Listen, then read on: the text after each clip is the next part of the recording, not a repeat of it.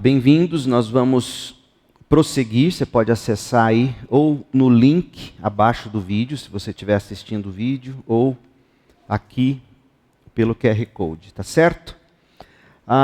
Revisando, nós estamos, este mês, que é o mês da Reforma Protestante, o mês de outubro, nós estamos fazendo um unboxing diferente. O unboxing tem sido personagens-chave da história, que culmina, que deságua na Reforma Protestante.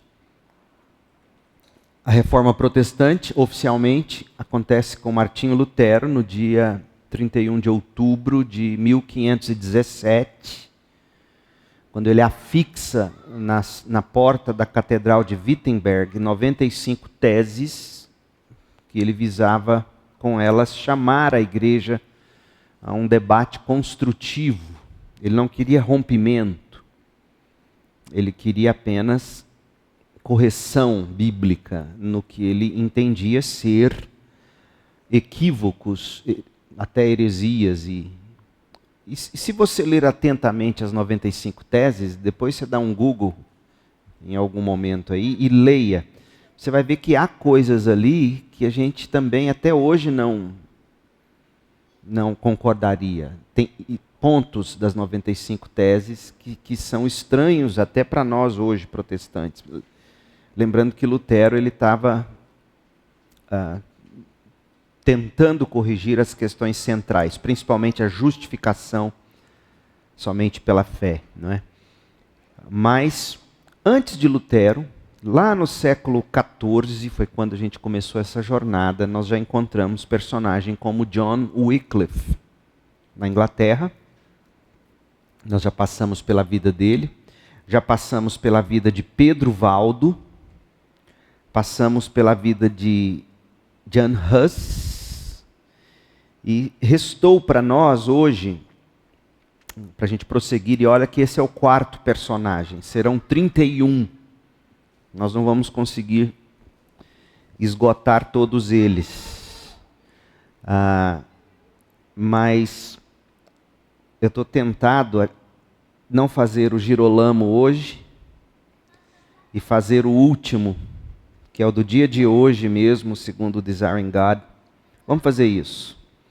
Vamos estudar na página 86 um sujeito chamado, olha que nome interessante, Hans Gooseflesh. Parece nome de chiclete. Gooseflesh viveu de 1400 a 1468. Quem foi esse sujeito? E qual foi o seu papel na Reforma Protestante? Página, eu estou buscando aqui nas minhas notas, mas é a página 86, tá? Vamos lá. Vamos estudar esse homem. E eu acho que a gente aprende muita coisa interessante aqui sobre Deus e, enfim. Hans Gooseflesh, ele atingiu a maioridade na transição entre os séculos 14 e 15.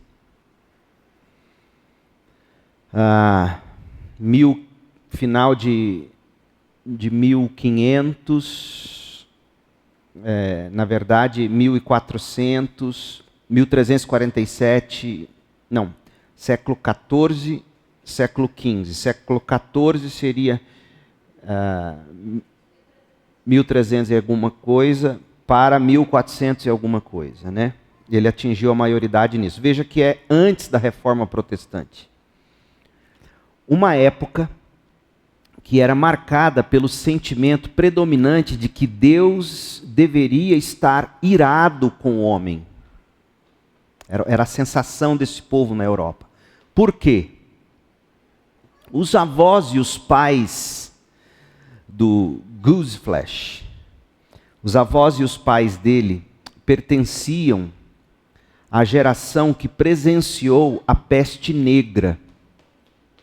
A gente teve a Covid-19 há pouco, eles assistiram, os avós e os pais do Gooseflesh, assistiram a peste negra dizimar entre os anos 1347 e 1351 cerca de 1/3 da população europeia. Você tem uma ideia? Isso corresponde a aproximadamente entre 25 e 30 milhões de pessoas mortas naquela época por causa da peste negra. 1/3 da população europeia. Em algumas vilas, em algumas localidades, a taxa de mortalidade chegou até 60% da população local. Imagina, mais da metade de uma vila morrer, famílias inteiras foram dizimadas pela peste. Então, isso fazia com que os cristãos, até mesmo os cristãos, questionassem e indagassem, dizendo: Deus está irado com a gente. Essa peste que não cessa, e esse número de mortalidade é algo que eles nunca tinham imaginado, visto. É óbvio que eles não tiveram acesso a essa totalidade, mas eles tinham acesso ao que estava acontecendo no entorno deles. Gente morrendo, famílias inteiras. Deus está irado. Era a sensação. Hans Gooseflesh. Ele nasceu numa família de classe alta. O pai dele era ourives, conhecido como companheiro da Casa da Moeda. O pai dele fabricava moedas e medalhas. Imagina, isso era raríssimo, caríssimo. E quando criança, Hans se maravilhava e provavelmente até ajudava no processo de cunhagem, enquanto percorria a oficina do pai. Enquanto o pai trabalhava, ele admirava o que o pai fazia e deve ter até participado do processo. O metal fundido, ele era despejado em moldes, semelhantes a pequeninas formas de cupcakes, né? E esses moldes continham inscrições e imagens em relevo nas superfícies. Esses moldes eram produzidos a partir de matrizes suficientemente robustas para imprimir marcas claras nas moedas. O relevo deixava a marca das imagens nas moedas. As matrizes, por sua vez, essas forminhas, eram meticulosamente gravadas à mão em aço temperado por artesãos que, com ferramentas afiadas, parecidas às dos joalheiros, removiam o aço do aço com a mesma facilidade com que se raspa manteiga numa barra de manteiga. Então, vai vendo como Deus foi preparando esse homem, com o que o pai dele mexia, e a que fim chegou a vida dele. Isso para você perceber o seguinte: Deus, eu estava falando isso hoje com o Marcos, acho que o Danilo, lá na minha sala hoje de manhã. Deus, ele não desperdiça os seus anos de treinamento. Vamos lá. Infelizmente, Hans não herdaria o negócio da família, que era bastante lucrativo, família rica. As guildas que funcionavam, guardadas as proporções, como os sindicatos da Europa medieval, as guildas organizaram uma revolta contra os empregadores, os patrões, incluindo contra o pai de Hans, o que obrigou a família a se mudar para Eltville, no estado de Hessen, na Alemanha. E isso levou Hans a buscar novas oportunidades. O pai perdeu o negócio para as guildas, ele tinha que começar algo por conta própria para sobreviver.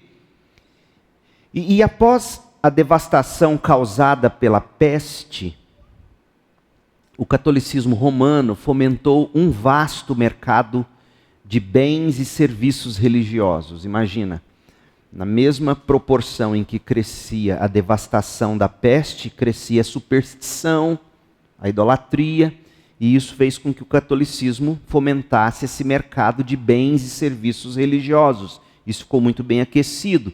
Então, além da venda cotidiana de rosários, medalhas, ícones, crucifixo, para abastecer os fiéis e os penitentes, uma própria indústria de turismo floresceu, atraindo centenas de milhares de peregrinos católicos ansiosos por ver relíquias que eram trazidas da Terra Santa. Vocês sabem o que são as relíquias.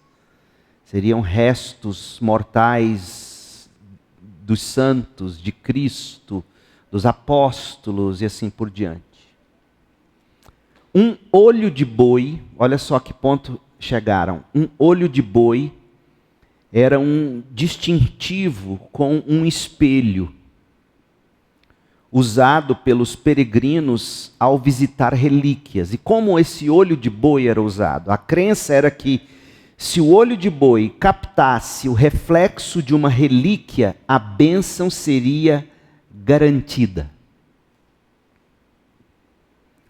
A Catedral de Aquém abrigava, e ainda hoje abrigava, 4 das grandes relíquias: o manto de Maria, as faixas de Jesus, o pano utilizado na decapitação de João Batista e o sudário de Cristo.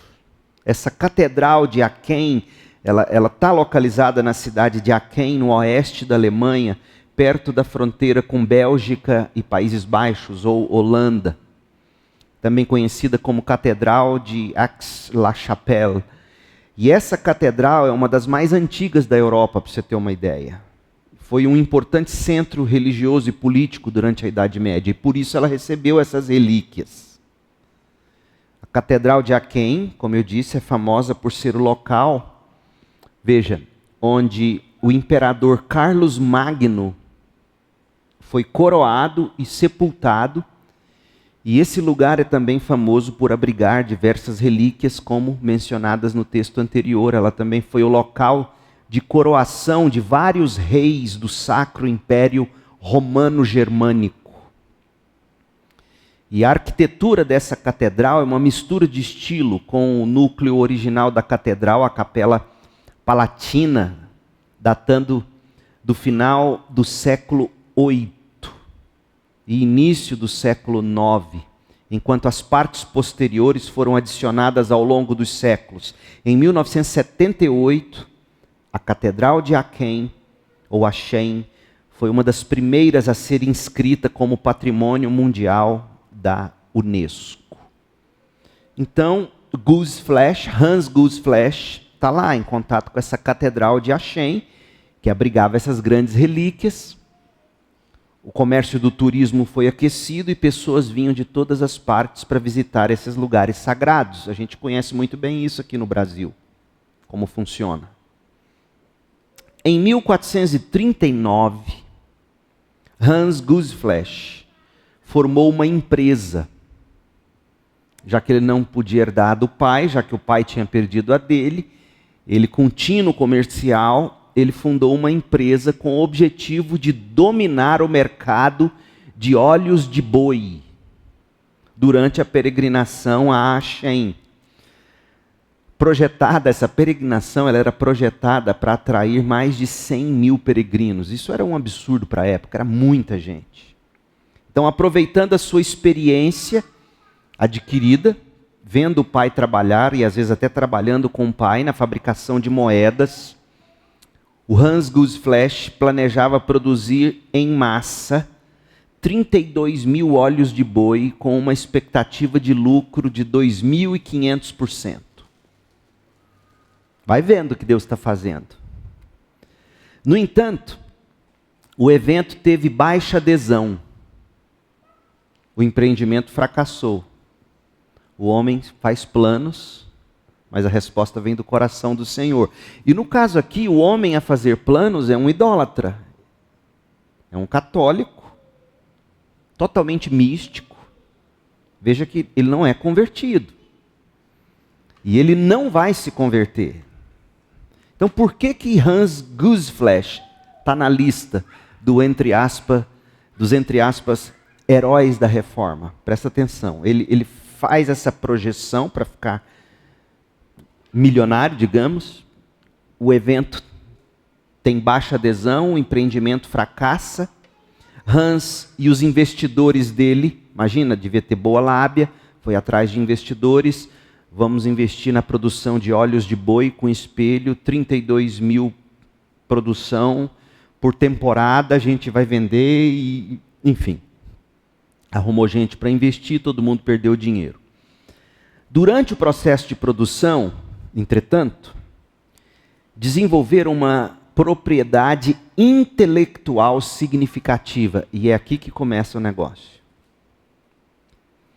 A transmissão do conhecimento, até então, como é que se transmitia o conhecimento até então? Através da oralidade.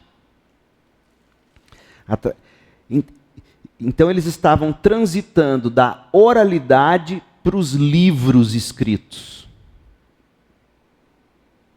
As pessoas desejavam, naquela época, livros. Mas ouça isso, olha que dado interessante. A maior parte dessa demanda por livros era a nova tecnologia. Era o Kindle, era o tablet da época. Era o Google deles. Em vez de você ficar ouvindo da tradição oral, da oralidade, você tinha acesso a livros. Era a nova tecnologia. Só que a maior parte dessa demanda era suprida por copistas. Você não tinha xerox, você não tinha imprensa. E esses copistas, quando diligentes, ouça bem, você que não dá valor algum aos livros hoje, esses copistas, eles levavam até 5 anos para produzir um único volume de um comentário bíblico. 5 anos copiando, com aquelas letras todas bonitas e tudo mais. A impressão em xilogravura aumentou a produção, mas os blocos de madeira que eram usados para a impressão eram frágeis. Eles quebravam com facilidade.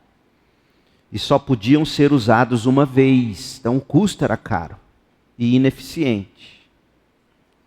O que o Hans Gussflash fez? Ele transformou o fracasso dele na produção de óleos de boi numa oportunidade. O que ele fez? Durante o desenvolvimento dessas lembranças para os peregrinos dos óleos de boi, ele concebeu um método que permitia organizar uma coleção de caracteres de metal em um bloco de metal. Os caracteres são as letras do alfabeto, feitas em blocos de metal, não mais em madeira.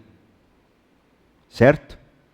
E isso substitui os antigos blocos de madeira.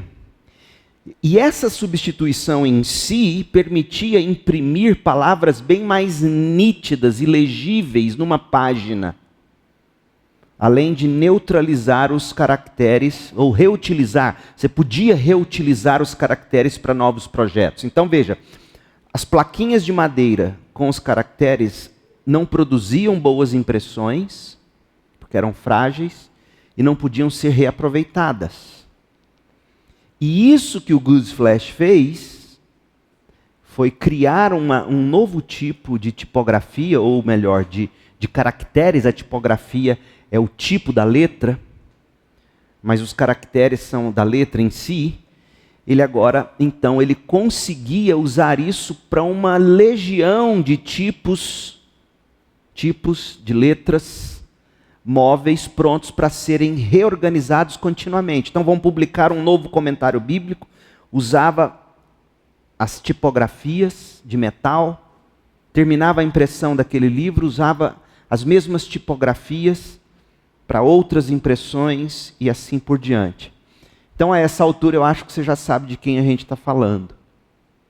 A gente está falando de ninguém menos do que, eu não vou me atrever a pronunciar o nome dele em alemão, mas vou tentar. Johannes Gensfleisch zur Laden zum Gutenberg.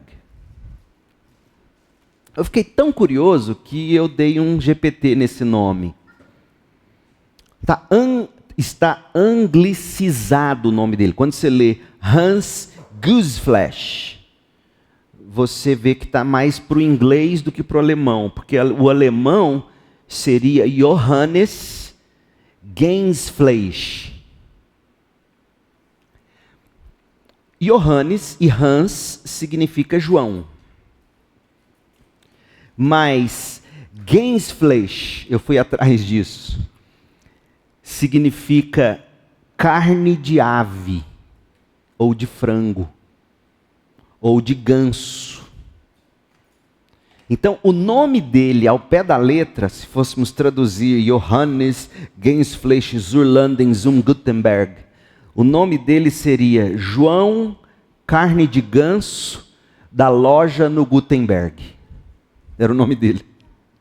Você tem que se lembrar que os sobrenomes antigamente diziam respeito à função, ao trabalho da família. Por exemplo, Smith, ferreiro, e assim por diante.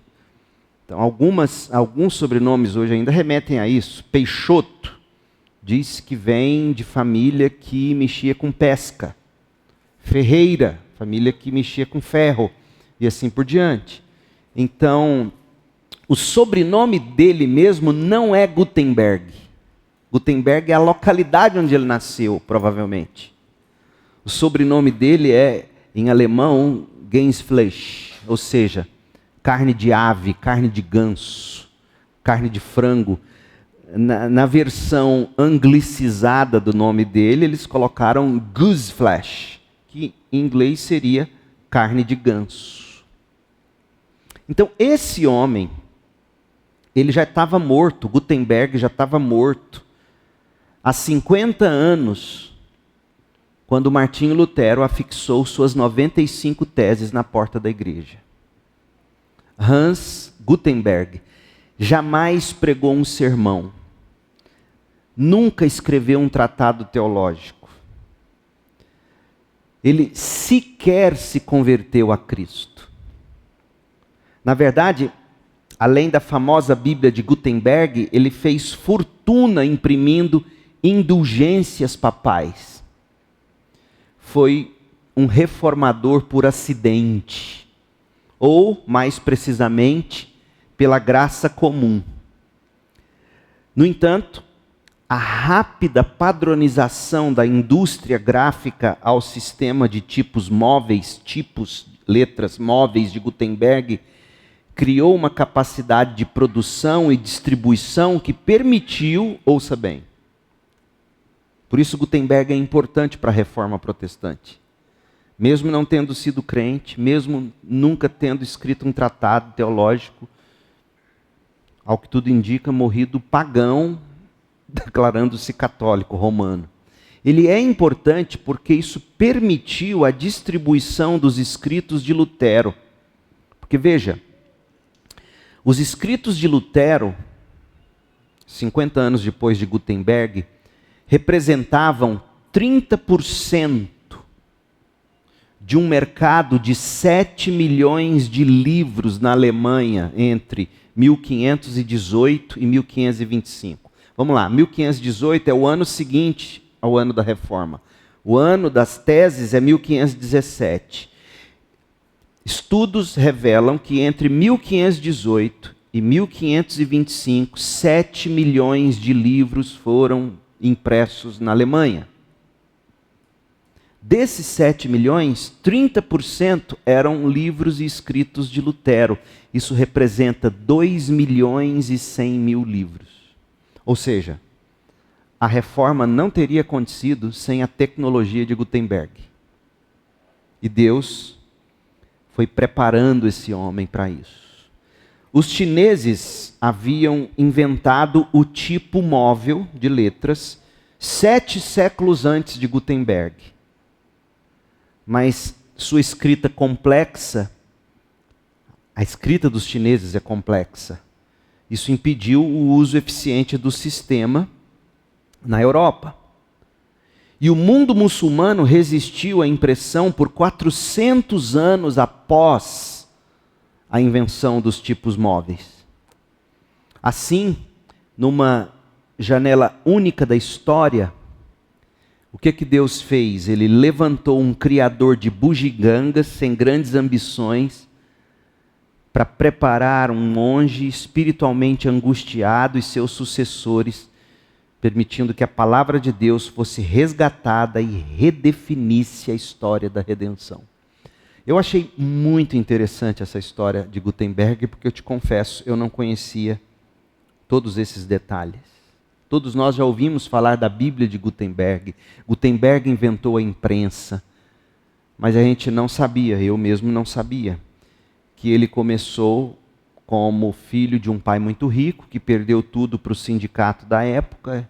O pai era um ourives, ele aprendeu isso, ele tentou, na tentativa de recomeçar a vida, não tendo mais o negócio do pai, ele monta uma empresa para vender objeto de superstição, um olho de boi com um espelho. Era algo de madeira, não sei como se colocava esse reflexo ali, e se esse reflexo brilhasse perto da relíquia, demonstrava então que a relíquia era de fato original, de grande valor. Então ele tentou tirar vantagem disso, o negócio não foi para frente. Ele e os investidores perdem tudo. No processo ele desenvolve a técnica de criar os tipos escritos. Nasce a imprensa. E 50 anos depois dele, Martinho Lutero foi capaz de publicar quase 3 milhões de textos e livros, que se espalhou e deu origem à Reforma Protestante. É impressionante. E adivinha, Gutenberg não era crente. O que a gente aprende com isso? Quero te ouvir. É ou não é interessante isso? O que isso nos ensina? Por exemplo, sobre profissão. O que isso nos ensina sobre vocação? O que isso nos ensina sobre a graça comum de Deus? A gente pode tirar muitas lições disso aqui.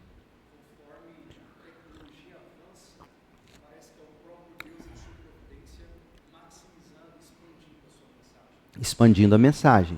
Era necessário uma tecnologia que atendesse à Reforma Protestante. Assim como nos dias atuais, dias de profunda deterioração do cristianismo, Deus providenciou em sua soberania o YouTube para popularizar a mensagem.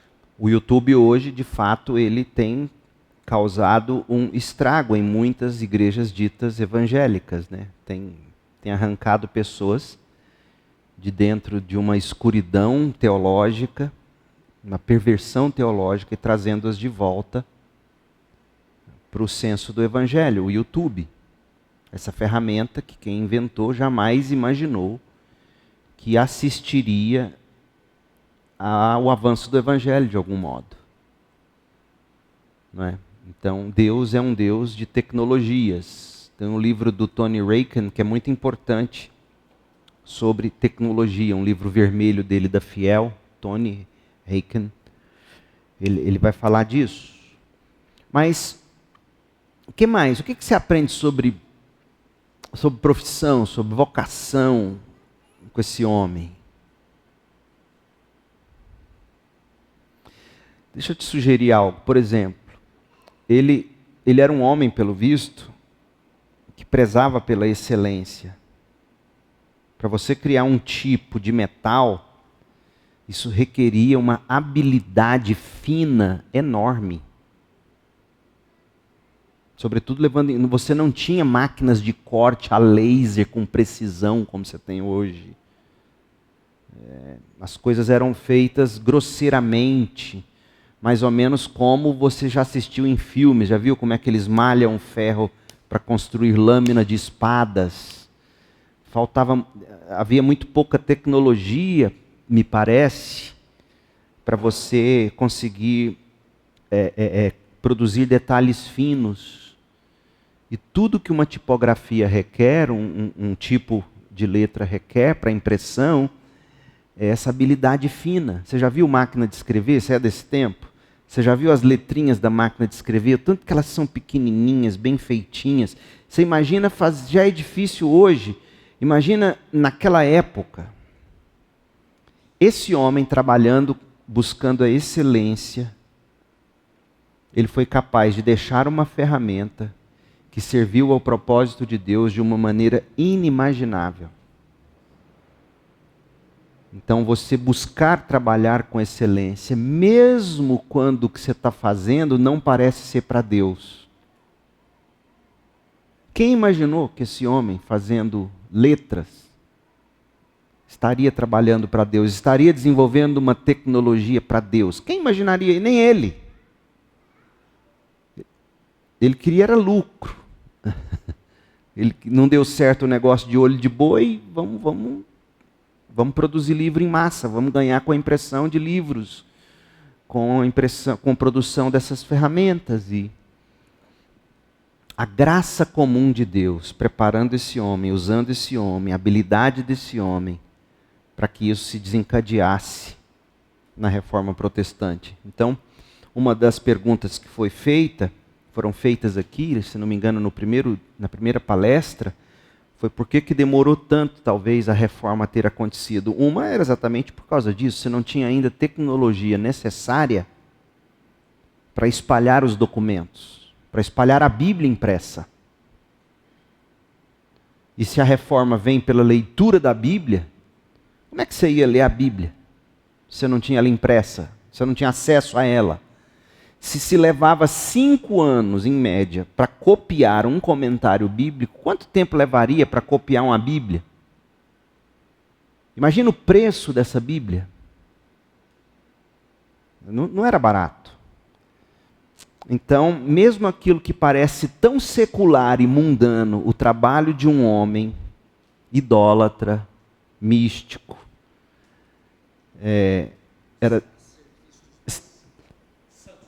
estava a serviço dos mais santos propósitos. Obrigado, Marcos. É a pura verdade. Então, não despreze aquilo que Deus colocou na sua mão para você fazer. Você e eu jamais saberemos mensurar o quanto isso pode se desdobrar para a glória de Deus. Jamais. Talvez ele não viveu para ver.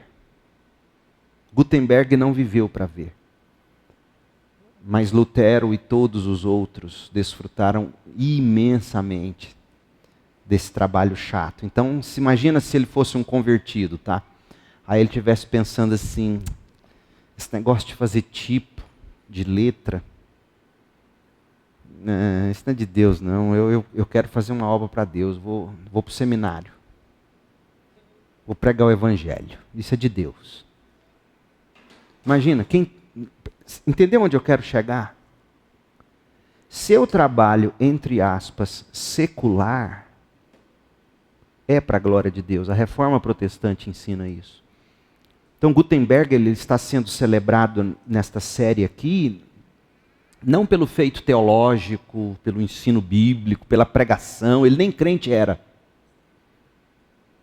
O que está sendo celebrado aqui, na verdade, é a graça comum de Deus, usando a habilidade e o esforço de um homem, ainda que num primeiro momento mal intencionado ou visando apenas lucro. Deus estava usando isso para desenvolver seus santos propósitos.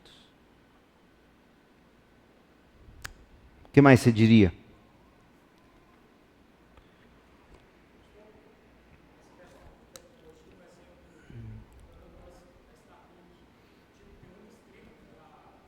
Starlink da Elon Musk, exatamente.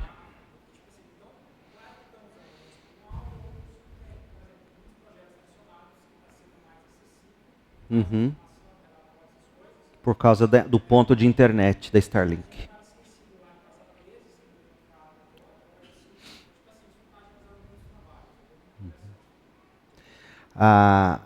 Tem um livro que está na minha lista de para ler, que eu quero ler muito, é daquele Isaac Walterson, acho que é isso, que escreveu a biografia de Steve Jobs, do Einstein, do Charles Darwin, etc. Ele escreveu um livro, se não me engano o título é Os Inovadores, que ele vai contar um pouco da história de como foi se desenvolvendo a tecnologia tal como nós a temos hoje na era digital. Como é que os primeiros inovadores, de onde eles partiram para chegar onde estamos.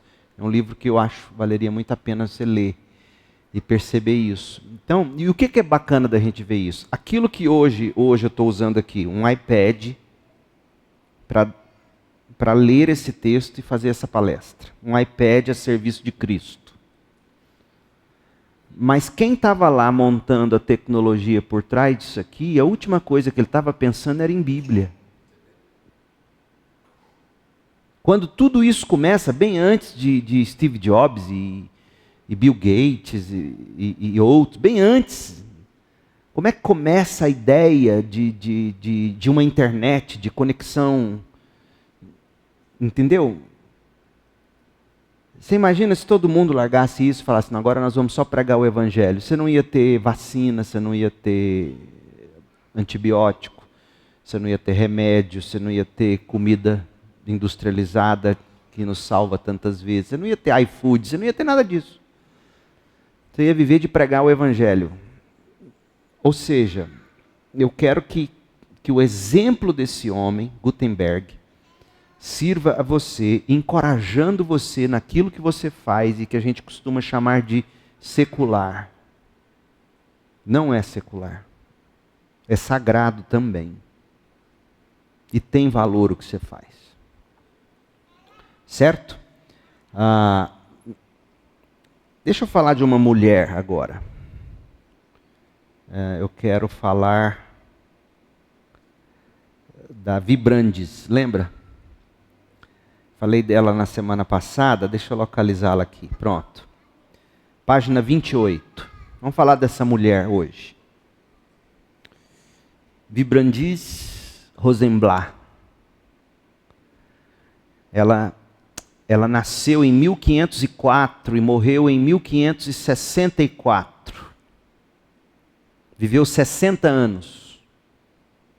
E nos 60 anos da vida dela, ela se casaria e ficaria viúva 4 vezes.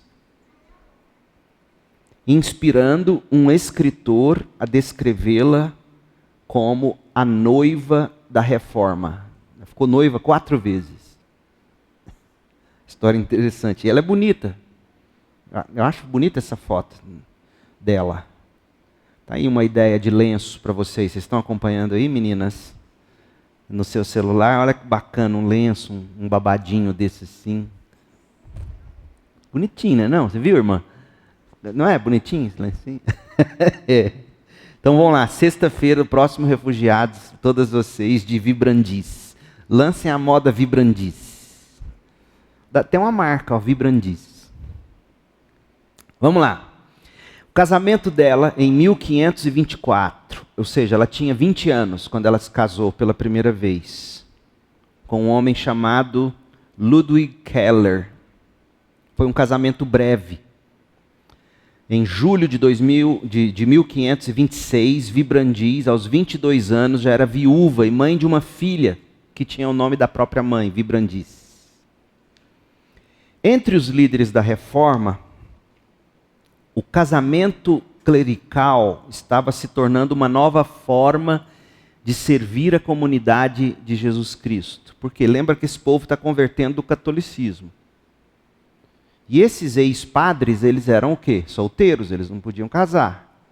Então, no momento em que se tornavam protestantes, eles se casavam. Aí esse homem, Johannes Oecolampadius, ele havia defendido publicamente o direito dos pastores de se casarem, embora ele próprio ainda fosse solteiro. Seu amigo Wolfgang Capito lhe escreveu, abre aspas, se uma pessoa adequada lhe for indicada, acho que você não deve recusar. Aqui você aprende como é que era namoro e casamento. Não tinha essa de vamos namorar e vamos fazer um test drive, vamos ver se beija bem, vamos ver se tem liga, se dá tchan, se não dá tchan. Não era assim. Isso é uma invenção contemporânea, viu, gente? Essa ficação aí é uma coisa nova. Ele está deixando bem claro ao amigo por carta, o Capito está deixando bem claro para esse Oecolampadius que as pessoas eram apresentadas umas às outras. Eu estou lendo exatamente agora no Guerra e Paz, de Tolstói, como que o Rostov, o Nikolai Rostov, é levado até a Maria, com quem ele vai se casar, e era tudo muito bem arranjado mesmo. E vai ser uma história linda de amor, fruto desse arranjo bem feito. Então, se lhe for indicada uma pessoa que seja adequada, agora você tem que entender o que é adequado. O adequado era conforme os preceitos bíblicos. Você não deve recusar. Ter uma companheira com o mesmo zelo será uma glória para o Senhor. Está vendo? A pessoa certa com quem se casar é glória para Deus. Até porque, você sabe, né? O que o casamento reflete nesta vida? Eu fico ouvindo as pessoas dizerem assim: casamento é para eu ser feliz. Isso não é bíblico. Eu ouço pessoas dizerem: um cônjuge vive para fazer o outro feliz. Não é bíblico. Porque se você disser isso, você vai ter que definir o que é felicidade. O que é felicidade? Felicidade para uns não é para outros. O que é felicidade? A Bíblia vai dizer claramente que o papel do marido é santificar a esposa. E o da esposa refletir em submissão e amor o papel da igreja que se submete ao Cristo todo amoroso. Então, se você entra num casamento buscando ter suas necessidades atendidas, você já começou errado. Num namoro, você já começou errado. A forma bíblica é: você olha para a pessoa, encontra nela características do que se deve ter numa mulher, características que se deve ter num homem, bíblicas, e você diz: eu vou amar. Era assim, durante séculos e séculos e séculos. Foi assim que aconteceu tudo. Essa ideia da maneira de namoro hoje, de um viver para fazer o outro feliz, isso não existe. Você vai ver na vida dessa mulher aqui, o quanto ela foi plena e realizada, sem viver o romantismo que tanto desgraça vidas hoje em dia, em vez de melhorá-las. Olha só. Alguém deve ter indicado vibrandis a Iohannes o Ecolampadius. O Ecolampadius, lembra, ele tinha recebido uma carta do tal do Capito, dizendo: se te apresentarem uma mulher adequada, case com ela. E no dia 15 de março de 1528, faz as contas, o marido dela tinha morrido em 1526. 2 anos depois, Vibrandis e Iohannes se casaram. Isso levantou algumas sobrancelhas pela diferença de idade. Ele tinha 45 e ela 24. Isso era outra coisa comum naquela época. Mas causando alegria na maioria dos amigos. Iohannes, o Ecolampadius, ele escreveu numa carta o seguinte: abre aspas: o Senhor me deu uma irmã e esposa. Olha que interessante. Olha a visão que se tem que ter de uma mulher para chamar de sua no casamento. Ela é, antes de tudo, sua irmã, sua amiga. O Senhor me deu uma irmã e esposa, uma viúva, com vários anos de experiência em carregar a cruz. Uau, que coisa linda, gente. Você tem que dizer aleluia com um negócio desse aqui. É assim que você busca uma mulher? E mulher de Deus, é assim que você busca ser? Uma mulher que desenvolveu a experiência em carregar a cruz. O Marquinhos está rindo, mas é porque ele está concordando. Ou não? É isso aí. Se você escrever isso num bilhete, você já ganhou a moça. Você escreva assim: mocinha, quero que você seja minha irmã e esposa. Porque eu vejo em você alguém com vários anos de experiência em carregar a cruz. Se ela não te quiser, parte para outra, que ela não é de Deus. Eu gostaria que ela fosse mais velha, o cara está dizendo. Mas não vejo nela sinais de petulância juvenil. Ela era madura pela idade. Quanta sobriedade. Ore para que o Senhor nos conceda um casamento longo e feliz. Veja, nessa época se escrevia cartas, e cartas eram verdadeiros tratados. Olha quanta coisa ele está dizendo aqui sobre relacionamento, gente. Vocês jovens e até casados. Primeiro, ele está dizendo que o Senhor é quem dá a boa esposa e o bom marido. Deus é quem dá. Tem que ser sua irmã, tem que ser seu irmão em Cristo. Pessoas que vão buscar juntas desenvolver anos de experiência em carregar a cruz de Cristo. Esse é o casamento bonito. Anos na velhice, ninguém vai lembrar do vigor sexual do casal no começo. Mas sabe o que vai ser celebrado pelos nossos netos? Os anos de persistência, de coerência, de maturidade, de carregar a cruz de Cristo.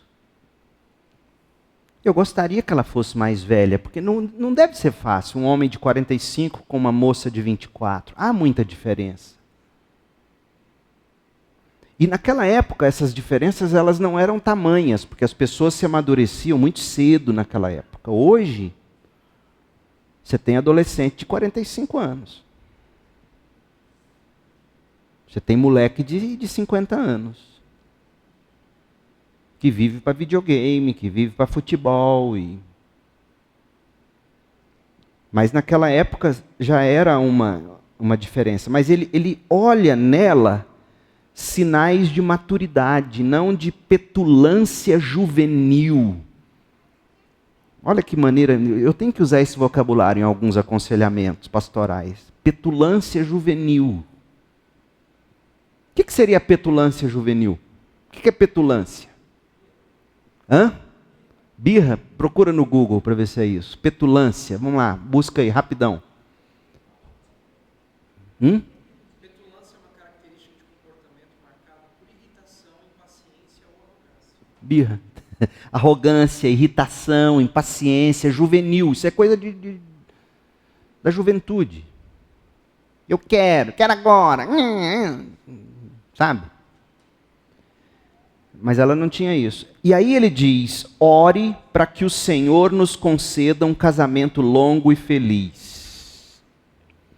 O que ele ensina sobre nessa última frase? Ore para que o Senhor nos conceda um casamento longo e feliz. O que ele está ensinando aqui?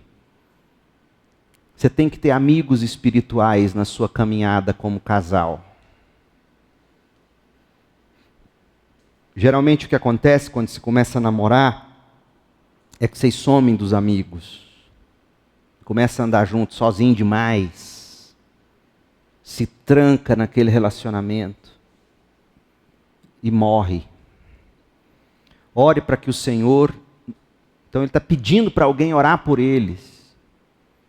Ele tem um amigo com quem se abrir, ele sabe que o que vai fazer esse casamento ser longo e feliz é a graça de Deus. Quanta coisa. Quem escreveu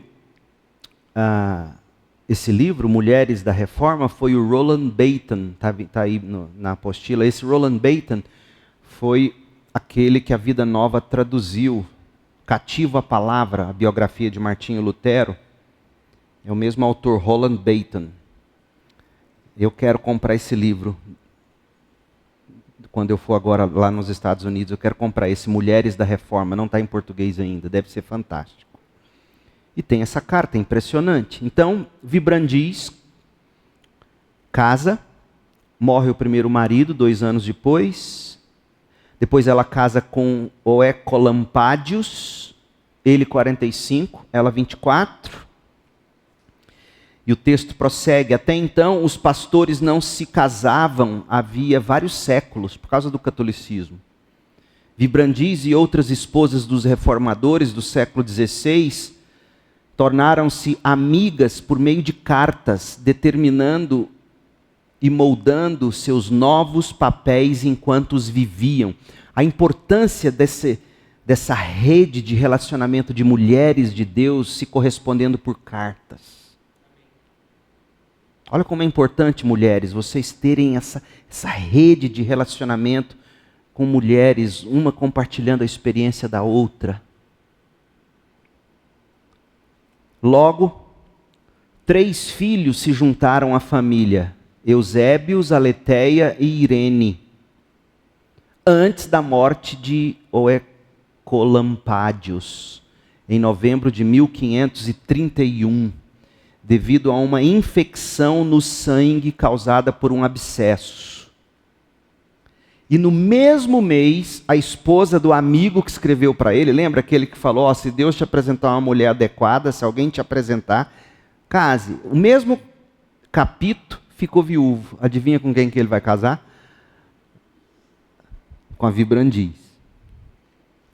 Wolfgang Capito. As habilidades de casamenteiro de Martin Bucer logo entrarão em ação. Olha essa carta que ele escreve para Capito. Minha escolha para Capito é a viúva de Oecolampádios. Olha como é que funcionava o negócio. Você vai casar com ele, você vai casar com ela.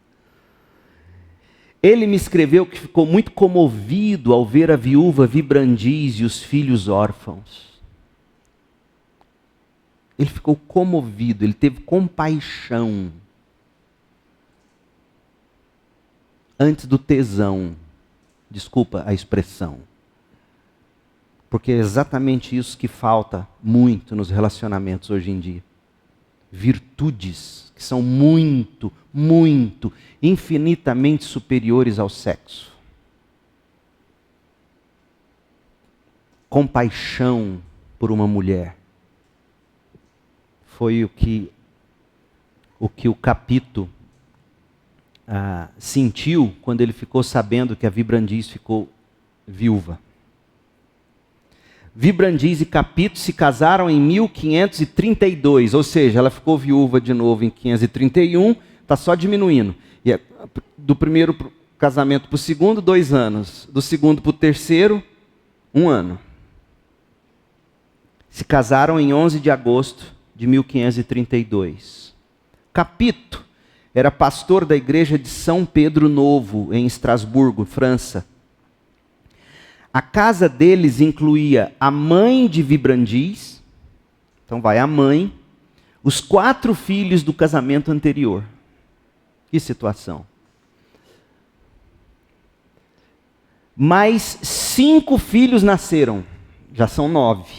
Agnes, Doroteia, Irene, em homenagem à filha falecida com o segundo marido. Depois o John Simon e Wolfgang. Já são 9 filhos. Essa carta, esse trecho. Já que ela controlava suas fraquezas, ou seja, excentricidades, manias, defeitos, ela não era uma mulher perfeita. Ela tinha excentricidades, ela tinha manias, ela tinha defeitos. Já que ela controlava essas fraquezas, equilibrava o orçamento da casa, e mantinha sua casa em ordem, sua conquista pertence aos anais dos heroísmos não registrados. Uma mulher que não é perfeita, que tinha sim fraquezas, tinha excentricidades, manias, defeitos, que sabia equilibrar o orçamento da casa, mantinha a casa em ordem. São conquistas que o autor aqui está dizendo, o Beitan está dizendo, são virtudes que pertencem aos anais do heroísmo e que geralmente não são registrados. No entanto, a peste de 1540 tirou a vida das crianças Eusébios, Doroteia, Wolfgang e também do marido, do Capito. Adivinha com quem que ela vai casar agora? Com Martin Bucer. A notícia da morte de Capito chegou a Bucer, quando a mulher de Bucer, Elizabeth Bucer, estava perto da morte. Olha que interessante, que situação. Elizabeth pediu a Martin Bucer e a Vibrandis que se casassem após sua morte, o que eles fizeram em abril de 1542. Meu Deus do céu, isso aqui já é mais difícil, né? Você não vai querer isso da sua esposa se ela estiver lá moribunda. Mas aconteceu. Bucer escreveu: não há nada que eu poderia desejar em minha nova esposa, a não ser que ela é atenta e solícita demais. Uau! Ela não é tão franca nas críticas como foi a minha primeira esposa. Ou seja, ela devia bater muito nele, criticando. Só espero ser tão gentil com minha nova esposa quanto ela é comigo. Mas, a dor por aquela que perdi. Deve ter sido algo difícil aqui esse quarto casamento aqui, já é mais complicado. Parece que ele não superou tanto a morte da Elizabeth, tendo se casado com a Vibrandis. Parece que a Vibrandis era muito, muito direta, muito sincera, pelo menos em relação à esposa anterior dele. Apesar de que ela era muito atenta e solícita e tudo mais, né? Pode-se imaginar a dor semelhante de Vibrandis por seus 3 maridos falecidos. Pela 4ª vez, ela se adaptou a um novo marido, aprendendo como iriam se amar e apoiar mutuamente, de acordo com suas necessidades, ministérios e preferências. Em 1548, novas leis exigiam que as igrejas protestantes cumprissem condições que Bucer não podia aceitar. Ele fugiu para o exílio na Inglaterra, onde ensinou em Cambridge, ajudou na tradução bíblica e desenvolveu liturgias. Após apenas 1 ano, sofrendo com o inverno frio e úmido de Londres e uma longa lista de doenças físicas, Martin Bucer pediu que Vibrandis viesse. Ela foi e eventualmente trouxe a família. Nos últimos meses de Bucer, Vibrandis cuidou dele quase constantemente. Além de fazer tudo o que era necessário para cuidar do restante de sua família, que incluía os filhos e sua mãe. Após a morte do marido, em fevereiro de 1551, Vibrandis escreveu inúmeras cartas articuladas para resolver as finanças da família e organizar o retorno a Estrasburgo, na França. Algumas cartas foram escritas em alemão, outras em latim, mostrando as habilidades dela com línguas.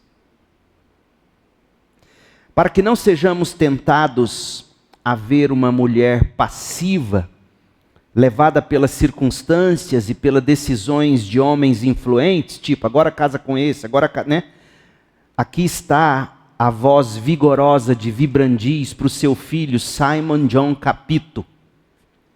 Simon, filho de Vibrandis com Capito, que estava na universidade. Olha o que ela escreveu para o filho. Era uma mulher forte. Por essas palavras ditas ao filho, você pode imaginar o que Martin Bucer quis dizer com franqueza. Não tenho notícias suas há algum tempo, mas sei bem que se tivesse, as notícias não seriam reconfortantes. Se ao menos eu pudesse viver para ver o dia em que receberei boas notícias de você, então morreria de alegria. Se você seguir os passos de seu pai, então a avó, as irmãs e os cunhados dariam a vida por você. Parece que esses parentes se afastaram dele, né? E ele provavelmente reclamava disso.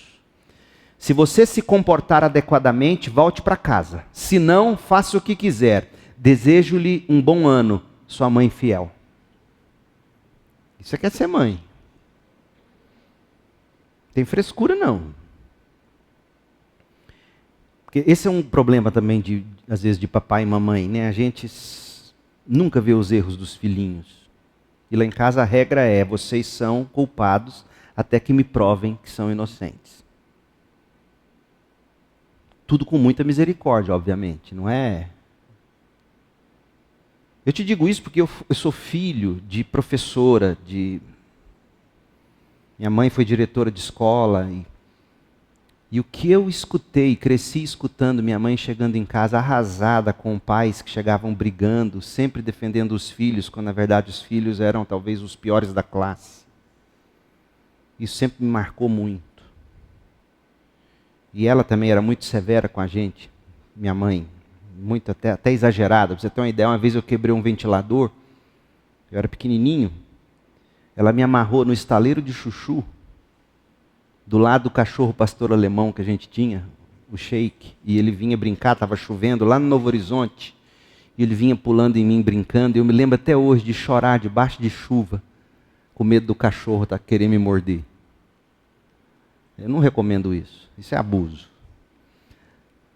Mas o outro extremo hoje é um absurdo, onde não se corrige, não se repreende, não se estabelece limites. Aqui tem um limite para o filho. Você quer voltar para casa? Vem, mas venha adequadamente. Se não, faça o que você quiser.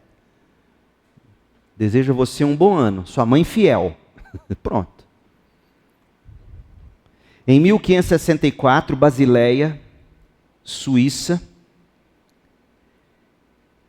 A Basileia, Suíça, perdeu 7.000 pessoas para a peste, incluindo Vibrandis Rosenblatt. Ela foi enterrada ao lado de Oecolampadius, o segundo marido, né? Hoje, em Bad Säckingen, sua cidade natal, existe a Vibrandis Rosenblatt Weg, uma rua curta que leva até a margem do rio Reno. Ao lado da rua ergue-se a torre da Congregação Evangélica, uma igreja protestante. Um vislumbre do tipo de relacionamentos da época da Reforma, tipo de mulher da época da Reforma. E tem outras nessa lista que a gente pode estudar. Na próxima sexta, quando voltarmos, a gente estuda mais uma ou duas dessas mulheres, para a gente não ficar só com os homens da Reforma. Mas eu acho que deu para ter muito gosto aqui do que se deve buscar num relacionamento, no que se cultiva num relacionamento, postura de pai e mãe com relação a filho e tudo mais, né? O que vocês diriam?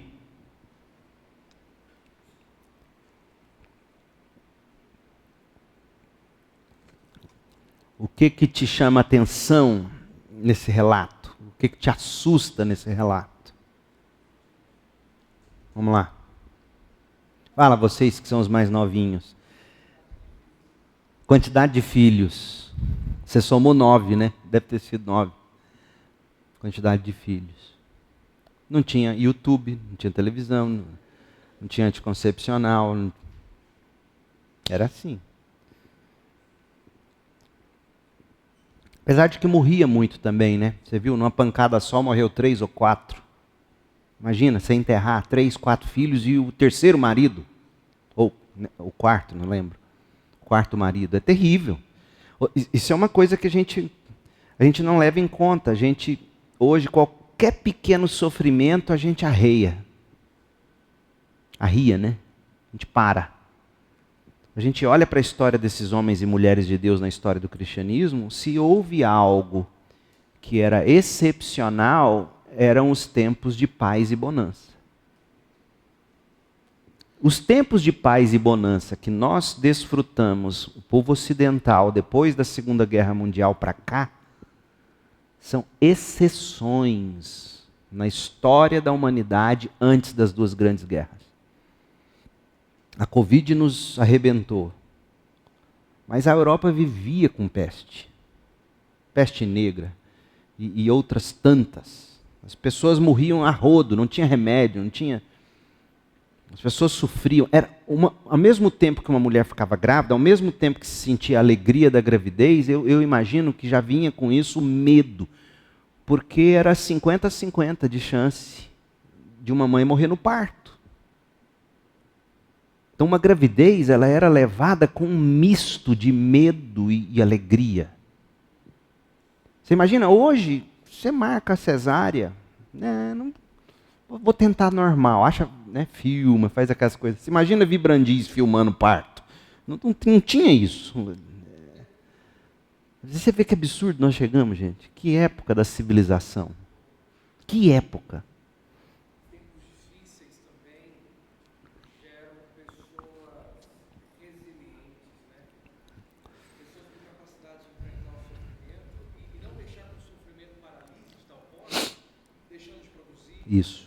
Ela lidava com o orçamento da casa, lidava com os filhos, Isso.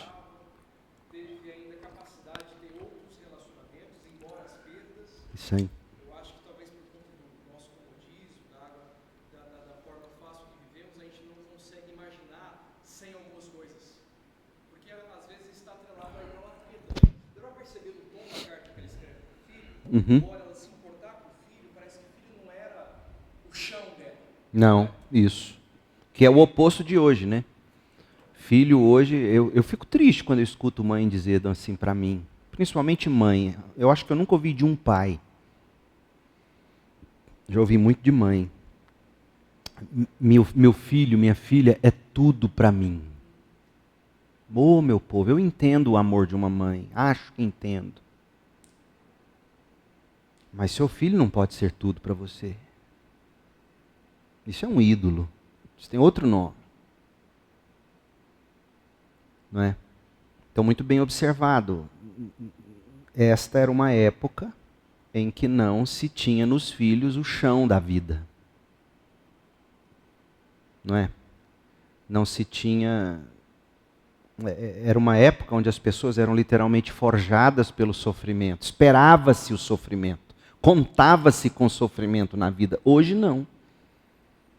Hoje a gente toma uma vida de saúde e bonança e tranquilidade como um bem garantido. E se não tiver, eu busco meus direitos.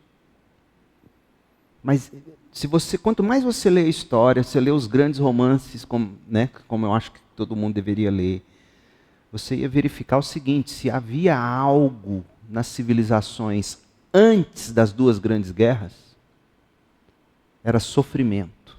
E declarado. Sofrimento por causa de saúde, finanças, tiranias. Para você ter uma ideia, um dos primeiros grandes tiranos da história da civilização foi Alexandre o Grande. O que ele foi fazendo? Ele foi conquistando os impérios e ele foi destruindo tudo aquilo que o mundo grego começou a construir, que foi as polis, as democracias locais. Vocês sabiam disso? Aí o Alexandre o Grande é o primeiro grande tirano, é o primeiro que quer unir toda a civilização debaixo de um governo único, que seria, segundo ele, de paz de verdade, de prosperidade de verdade, de intelectualidade de verdade. E quem bebe dessa fonte é Napoleão. Aí quando Napoleão vai tentar invadir e destruir a Rússia, ele quer exatamente isso. Os franceses podem se submeter, os russos podem se submeter, a França vai trazer civilidade. Era a ideia de Alexandre o Grande. Então, o que se teve depois disso era isso. Você foi destruindo as democracias locais, os pequenos feudos, os pequenos impérios, com essa unificação toda, e aí o mundo vira um caos depois disso. Já era um caos. E doenças, tiranos, privações diversas, estimativa de vida muito curta. Né? Você vê, uma mulher como Vibrandis, que casou com 20 anos, isso já era velho para a época. Porque se vivia o quê? 50? 40? Sim, chegava-se aos 80, tinha isso, óbvio. Mas era muito mais raro, né? Mas hoje não, hoje a gente está tão acomodado, tudo é tão fácil, que a gente não tem conexão emocional com esse tipo de texto. A gente não sabe o que a gente acha loucura. Mas essa era a grande realidade, era assim. O que mais?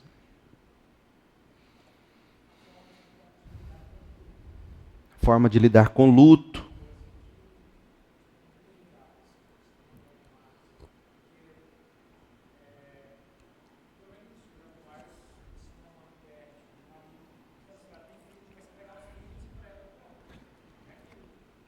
Isso. É. Mas era. E por que se enfrentava o luto dessa forma? Porque se tinha a ideia muito clara e verdadeira de que a vida é sofrimento.